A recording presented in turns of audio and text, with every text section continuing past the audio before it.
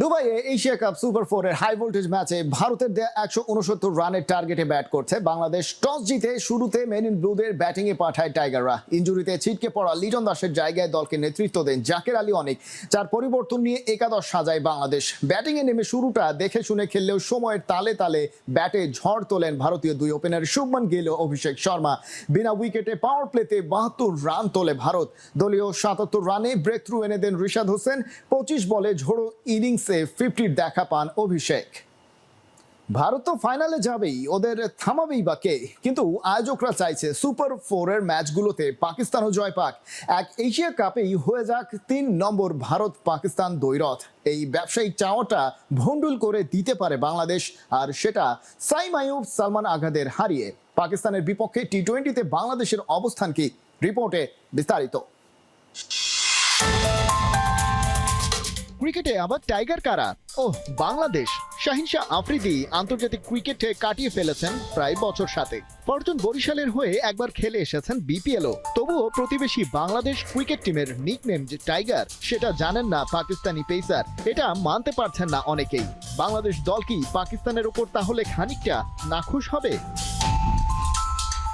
ঘটনা খুব বড় কিছু নয়, তবে পাকিস্তানের উপর নাখোশ হওয়ার আরো বড় এবং ভ্যালিড কারণ অবশ্য আছে। এশিয়া কাপে সর্বোচ্চ 3 বার যাতে ভারত পাকিস্তানের দেখা হয়, সেই চেষ্টা আয়োজকরা করে শুরু থেকেই। টুর্নামেন্টের ফরম্যাট আর ফিকচার সেভাবেই হয় সাজানো। সুপার 4-এ পাকিস্তান যখন ভালোই শ্রীলঙ্কাকে হারালো, অনেকেই ফেলেছেন স্বস্তির নিঃশ্বাস। টাইমস অফ ইন্ডিয়ার এই রিপোর্টটি দেখুন। সালমান আলী আঘাদের জয়ে ভারত পাকিস্তান ফাইনালের আশা বেঁচে রইল। তাহলে টুর্নামেন্টের বাকি দলগুলো যে এত কাঠখড় পুড়িয়ে এশিয়া কাপে খেলছে, ওরা কি সেখানে ঘাস কাটতে গেছে? ব্যাপক বিশাল অবিচার দিয়ে সাজানো এই বিজনেস প্ল্যান ভন্ডুল করে দিতে পারে লিটন দাসের বাংলাদেশ। সেটা সুপার 4-এ পাকিস্তানকে হারিয়ে। কাজটা যাতে সহজ না হয়, তার জন্য আয়োজকদের চেষ্টারও কোনো কমতি নেই। সেটা দিনের আলোর মতোই এখন সত্য। তাই তো ভারতের বিপক্ষে বিগ ম্যাচের পরদিনই বাংলাদেশের জন্য রাখা হয়েছে Pakistan match. No rest, no recovery for Tigers. এটা কি তামিম শামিমদের চাপে ফেলে পাকিস্তানকে বেনিফিট দেওয়ার কুটচাল নয়? বাংলাদেশের হেড কোচ ফিল সিমন্স ওসব ষড়যন্ত্র তত্ত্বের দিকে যাননি, তবে এসিসির ফিক্সচার নিয়ে বিরক্ত প্রকাশ করেছেন ঠিকই। আর হেড কোচের কথা মানেই তো বাংলাদেশ দলের কথা। It is extremely difficult to play back-to-back T20 matches, back-to-back ODIs. So it's not a nice thing, but again, we have prepared, we have trained really hard. কিন্তু সব চ্যালেঞ্জ জয় করে বাংলাদেশকে করে যেতে হবে নিজেদের কাজটা। কারণ এসবের জবাব দেওয়ার আপাতত উপায় একটাই, মাঠের খেলায় জেতা, সেটা এই পাকিস্তানের বিপক্ষেও। সেখানে অতীত পরিসংখ্যান অবশ্য চোখ গরম করে তাকাচ্ছে হৃদয় জাকের আলীদের দিকেই। 25 ম্যাচের মাত্র 5টাই জিততে পেরেছে টাইগাররা। তবে আসার কথা, ওই 5 জয়ের 2টো এসেছে বহুজাতিক টুর্নামেন্টে। 2016 সালের এশিয়া কাপ টি-20তে একবার, অন্যটা 2023-এ এশিয়ান গেমসের থার্ড প্লেস প্লে অফে। যদিও বৃষ্টির কারণে সেই ম্যাচের দৈর্ঘ্য নেমে এসেছিল 5 ওভারে। এই যে অতীত অঙ্কের হিসেব, এসব ক্ষেত্রে টাইগারদের বর্তমান হেড কোচের দর্শনটা একেবারেই আলাদা। আগে কে কি করেছে না করেছে সেটা আধুনিক টি-20 ক্রিকেটে খাটে না খুব একটা। ম্যাচদের ওই কয়েকটা ঘন্টা নিজেদের দখলে রাখতে হবে, সঠিক পরিকল্পনার করতে হবে পারফেক্ট এক্সিকিউশন।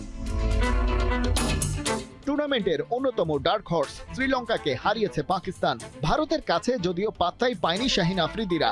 এবারে বাংলাদেশ লড়বে ওদের বিপক্ষে। তবে একই সাথে টাইগারদের প্রতিপক্ষ হিসেবে দাঁড়িয়ে পুরো একটা সিস্টেম, যারা ভারত পাকিস্তান পলিটিক্যাল রাইভালরি কাজে লাগিয়ে ব্যবসা করতে চায়, বাকিদের সাথে করে ইনজাস্টিস। এ যাত্রায় বাংলাদেশের লড়াইটা ওই অর্থলোভী সিস্টেমের বিরুদ্ধেও। খালিদ জামিল, ৭১। বিসিবি নির্বাচন নিয়ে বিতর্ক চলছে। খসড়া ভোটার তালিকা প্রকাশের পর 30টা আপত্তিপত্র পড়েছে নির্বাচন কমিশনে। খোদ বিসিবি পরিচালক ইফতেখার রহমান মিঠুর অভিযোগ, নির্বাচন ঘিরে এমন অরাজকতা নাকি 40 বছরের ক্যারিয়ারে দেখেননি। নাহিয়ান বিন জসিমের রিপোর্ট। লাইফে আমি তো বলেছি 40 বছরে আমি এটা দেখিনি, এবার যা হচ্ছে। ভাবা যায় আসন্ন বিসিবি নির্বাচন ঘিরে খোদ আমিনুল ইসলামের বোর্ডের পরিচালকেরই অনাস্থা। নির্বাচন ঘিরে যা হচ্ছে গত 40 বছরের ক্যারিয়ারেও নাকি এই ক্রীড়া সংগঠক দেখেননি তেমনটা। নিজেই এবার কাউন্সিলর প্রার্থী হতে পারেননি বিসিবির মিডিয়া কমিটির প্রধান। খসড়া ভোটার তালিকায় যে 15টি ক্লাবকে রাখা হয়নি সেখানে আছে তার ক্লাব। তাই পরিচালক হিসেবে না বিসিবিতে এদিন আসতে হয়েছিল ক্লাবের হয়ে আপত্তিপত্র জমা দিতে। সারপ্রাইজ যে ঠিক আছে ওনারা যদি বলতে 15 ক্লাবকে ব্যান করে দেন সেটা এক কথা, হ্যাঁ, যে তাদের যেটা বলতেছে যে তারা এসেছে নট দ্য রাইট ওয়ে, তাহলে ব্যান করে দেন। আপনি কি করছেন, খেলতে দিচ্ছেন কিন্তু ভোট দিতে দেবেন না। সো তার মানে definitely there is a malafide intention. আপনারা জানেন আমরা ক্লাব সংগঠক, এই ক্লাব নিয়ে আমাদের 30 বছর চলে গেছে। তা আমি এখানে আসলাম, আমার ধারণা ছিল এখানে নির্বাচন কমিশনার ওনারাই থাকবে, ওনাদের হাতি দিব বা ওনাদের সাথে কথা বলবো, ওনারাই রিসিভ করবে। তা আমি যে রিসিভ করেছে তাকে আমি চিনি না। আমি বাধ্য হয়েছি ওনাকে জিজ্ঞেস করতে, আপনি কে রিসিভ করতেছেন? বুঝে আমরা সিআইডি থেকে আসছি।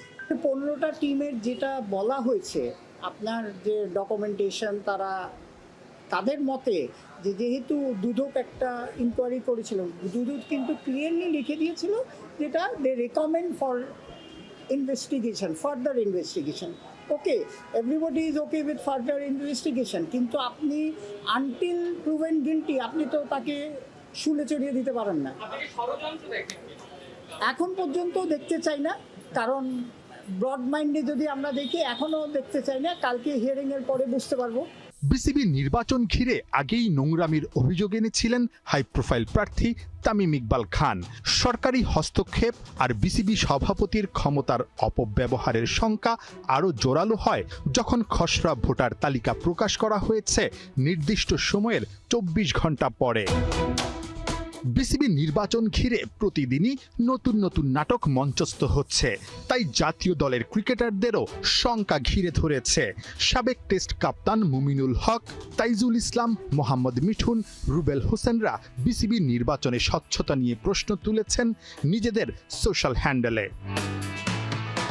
ডেফিনেটলি এর পরে পদক্ষেপ, লিগ্যাল পদক্ষেপ নিতেই হবে আমাদের।